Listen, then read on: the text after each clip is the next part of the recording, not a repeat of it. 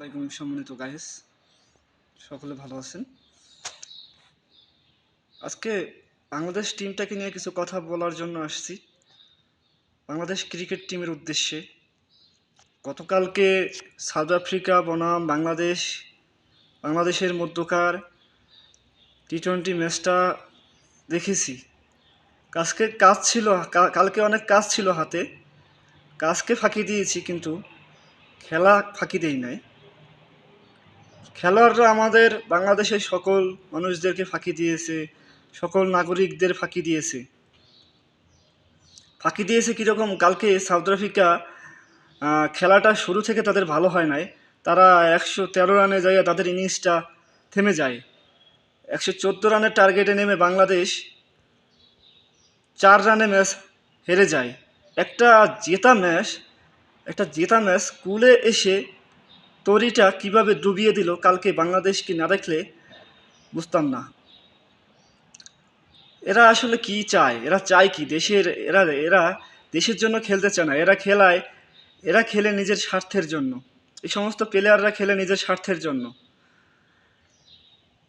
দেখেন আপনারা, বাংলাদেশ টিমে এত ভালো ভালো প্লেয়ার থাকতে, এত ভালো অভিজ্ঞ প্লেয়ার থাকতে, আমি কিছু প্লেয়ারের নাম বলতেছি আপনাদেরকে: তামিম ইকবাল, ইমরুল কায়েস, আনামুল হক বিজয়, মেহেদী হাসান মিরাজ, সাব্বির রহমান, সাইফুদ্দিন, মুশফিকুর রহিম। এই সমস্ত প্লেয়ারগুলো একটা এস্টাবলিশ প্লেয়ার। এই সমস্ত প্লেয়ারদেরকে বসিয়ে রেখে, এই সমস্ত প্লেয়ারকে অবসরে পাঠাইয়া এই সমস্ত প্লেয়ারদেরকে নানানভাবে হেস্ত করিয়া এই সমস্ত প্লেয়ারদেরকে দলে নেওয়া হয় না। এরা ভালো খেলায়, এদের দলে নেওয়া হয় না। নেওয়া হয় যে সমস্ত লর্ডের প্লেয়ার বলতে বুঝায় যে সমস্ত প্লেয়ার জীবনে ব্যাট ধরতে পারে না, মাঠে নামলে 0 রান, 5 রান, 6 রান, যার কেরিয়ার নাই, সে সমস্ত প্লেয়ার মামুর জোর, খালুর জোর, চাচার জোর দেখাইয়া দলের ভিতর খেলায়। আরে ভাই, একটা টিমের ভিতরে একটা খেলা, একটা ক্রিকেট টিমের ভিতর যদি রাজনীতি হয়, সেই টিমটা উন্নতি হবে কিভাবে? আপনারা বলেন।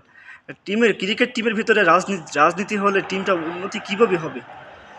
আপনি ইন্ডিয়া দেখেন, অস্ট্রেলিয়া দেখেন, সাউথ আফ্রিকা দেখেন, ইংল্যান্ড, নিউজিল্যান্ড, আফগানিস্তান একটা নিচু দেশ।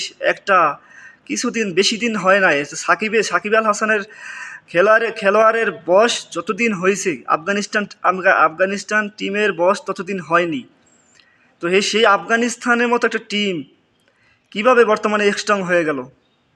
তারপর আফগানিস্তান তো দূরের কথা ভাই, আমেরিকার দিকে তাকান। আমেরিকা নতুন একটা দল, বিশ্বের নানান দেশ থেকে টোকাই প্লেয়ার নিয়ে তারা একটা দল গঠন করছে। সেই আমেরিকা পাকিস্তানের মতো একটা হার্ড টিমকে হারিয়ে দিল। শুধু পারি না আমরা বাঙালিরা, আমরা বাংলাদেশরা, কারণ আমাদের আছে মামুর জোর, খালুর জোর, চাচার জোর। এই সমস্ত জিনিস দেখাইয়া আমরা দলে চান্স নেই, আমরা দলের সাথে বেইমানি করি। কি বলবো? আপনারা দেখেন কালকে যে খেলাটা খেলছে, একটা হাতের ম্যাচ, একটা জেতা ম্যাচ, সেই ম্যাচটাকে হারিয়ে দিল। আরে ভাই, আম্পায়ারের সিদ্ধান্ত ভুল হতে পারে, আপনাদের তো সিদ্ধান্ত ভুল হবে না। আপনারা তো 114 রানের টার্গেট, আপনাদের টার্গেট থাকবে যে আমরা এটা সীমিত টার্গেট, আমাদেরকে টার্গেটে পৌঁছাইতে হবে। এত ছোট একটা টার্গেট আপনারা জিততে পারেন না। আপনারা খেলান কি জন্য? কিসের জন্য খেলান? আপনারা দেশে আইসেন না ভাই, আপনারা আমেরিকা গিয়েছেন ঘুরতে। আপনি আর বলা যাবে না। তোমরা আমেরিকা গেছো ঘুরতে, ঠিক আছে, তোমরা আমেরিকা গেছো ফষ্টি নষ্টি করতে, তোমরা আমেরিকা থেকে যাও, তোমরা আর বাংলাদেশে আইসো না, ঠিক আছে? তোমাদের বাংলাদেশে আসলে বাংলাদেশের জনগণ তোমাদের প্রতি ক্ষেপা আছে। জনগণ এলাকা থেকে, বিভিন্ন দেশ থেকে যে সমস্ত মুরগি, ডিম পাড়া মুরগিগুলো ডিম নিয়ে ওমান মানে বরিশালের ভাষা বলতেছি, ডিম নিয়ে ওমান বইছে, ওই সমস্ত ডিমগুলো, যে সমস্ত ডিম মানে না ফুটবে, বাচ্চা না হবে, সেই সমস্ত ডিমকে বলে বাওয়া ডিম। সেই বাওয়া ডিমগুলো তোমার গায়ে, যখন তোমরা বাংলাদেশে বিমান থেকে নামবা, সেই বাওয়া ডিমগুলো তোমাদের গায়ে মারবে, পচা ডিমগুলো তোমাদের গায়ে মারবে। তোমাদের জন্য পাবলিক পচা ডিম খুঁজে রেখেছে, তোমরা আয়ো না, তোমাদের পচা ডিম দিয়ে উদ্বোধন করবে পাবলিকরা, তোমাদের পচা ডিম দিয়ে বরণ করে নিবে। তোমরা আমেরিকা গেছো ঘুরতে, আমেরিকা গেছো অ্যাডভাইস দিতে, আমেরিকা গেছো নিজের স্বার্থের জন্য, তোমরা দেশের স্বার্থের জন্য যাও নাই ভাই। এই কথাগুলো বলি, তোমাকে এই কথাগুলো বলি, কষ্ট লাগে ভাই। তোমরা আমাদের আবেগ নিয়ে খেলাও, তোমরা আমাদের আবেগটাকে নষ্ট করো ভাই। আমরা সারাদিন কাজকর্ম না করে চেয়ে থাকি টিভির দিকে, কখন তোমরা ম্যাচটা জিতবা,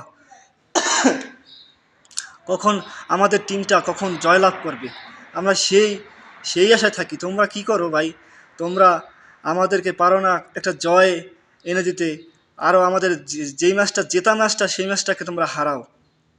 মাহমুদুল্লাহ রিয়াদ, উনি একজন মুরব্বী মানুষ, ওনার চুলদারি পেকে গেছে, উনি আর কত তোমাদের দলটাকে খুঁটি দিয়ে আগলে ধরে রাখবে।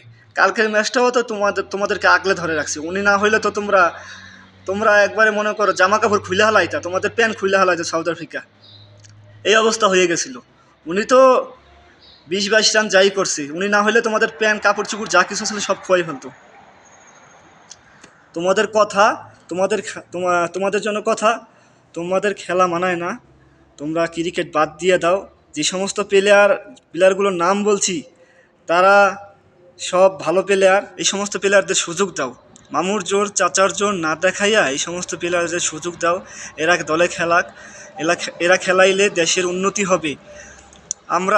আমরা বিশ্বকাপের ফাইনালে না যেতে পারি, খেলার ভেতরে একটা হার থাকবে, খেলার একটা কন্টেস্ট থাকবে।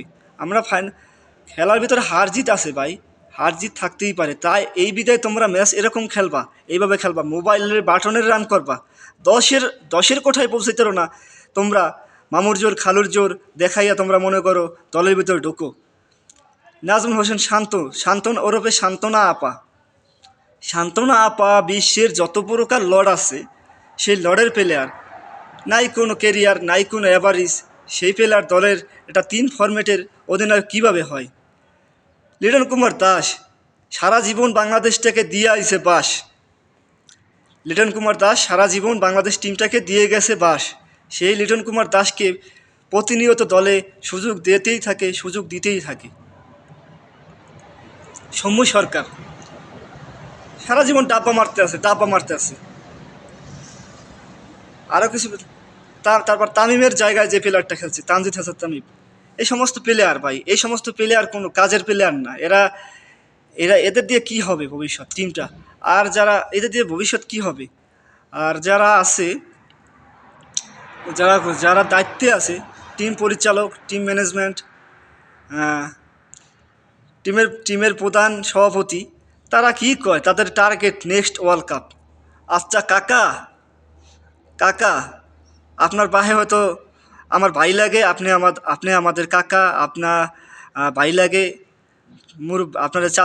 আপনার ভাই কইলাম না, ঠিক আছে, আপনার কাকাই কইলাম।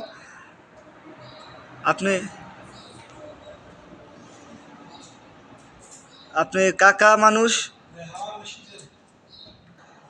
তো। কাকা, আপনি যে কাজগুলো করতেছেন, আপনি এই যে সমস্ত যোগ্য প্লেয়ারগুলোকে দলে না নিয়ে আপনি মনে করেন সেই মরা প্লেয়ার, ফাঁকিবাজি প্লেয়ার, যে সমস্ত প্লেয়ার ব্যাট ধরতে পারে না, ঠিক আছে, মাঠে নামলে ঠ্যাং সহ কাঁপায়, সেই সমস্ত প্লেয়ারকে দলে চান্স দেন কাকা। আর আপনি যে বলেন, আরে ভাই আপনি যে বলেন আপনার টার্গেট নেক্সট ওয়ার্ল্ড কাপ, তো আপনি এই ওয়ার্ল্ড কাপ কী করতে গেছেন? এই ওয়ার্ল্ড কাপ খেলতে গেছেন কি টেস্ট খেলতে গেছেন নাকি ভাই? আপনার টার্গেট নেক্সট ওয়ার্ল্ড কাপে তো আমরা দেখতেছি, আমরা যতটুকু খেলা বুঝি, নেক্সট ওয়ার্ল্ড কাপে তো আপনারা চান্সই পাইবেন না। নেক্সট ওয়ার্ল্ড কাপে আপনাদের টার্গেট কীভাবে হবে? আপনারা তো নেক্সট ওয়ার্ল্ড কাপে বাংলাদেশ নামে যে একটা দল ছিল, সেটার নামই তো থাকবে না। নেক্সট ওয়ার্ল্ড কাপে তো আপনারা দলে চান্সই পাইবেন না, বিশ্বকাপে চান্সই পাইবেন না। কারণ আপনাদের জায়গায় যে সমস্ত দলগুলো আসছে, নেপাল, ভুটান, তারপর আমেরিকা, ওমান, তারপর আপনাদের জায়গায় যে সমস্ত এই সমস্ত দলগুলো তো আপনাদের জায়গায় ঢুকে যাবে। আপনারা তো আর নেক্সট ওয়ার্ল্ড কাপে খেলতে পারবেন না রে ভাই। আপনাকে তার টার্গেট নেক্সট ওয়ার্ল্ড কাপ। এই সমস্ত চামচামি বাদ দেন ভাই, ঠিক আছে? দেশটারে বাঁচান। দেশটা যে বিশ্বের মানচিত্রে ক্রিকেটের নামে যে একটা বাংলাদেশ আছে, এটা পরিচিত যে আছে, এই দেশটা এই পরিচিত পরিচয় জানি আমাদের থাকে ভাই। আপনারা এই সমস্ত ফালতামি বাদ দেন, ভালো হয়ে যান, ঠিক আছে? ভালো হইতে কোনো টাকা পয়সা লাগে না। ভালো হয়ে যান। যে সমস্ত প্লেয়ার দলে চান্স পায়, যে সমস্ত প্লেয়ার দলে ভালো খেলায়, সেই সমস্ত প্লেয়ারদের সুযোগ দেন। তো দর্শক ভাইদের বলতে চাই, দর্শক ভাইরা আপনারা কিছু এক লাইন বলে যান এদের জন্য এক লাইন কিছু বলে যান। আর আমার ভিডিওটা আমি শেয়ার চাই ভাই, আপনারা আমার ভিডিওটা শেয়ার করেন, কমেন্ট করেন। সবাই ভালো থাকবেন। আসসালামু আলাইকুম।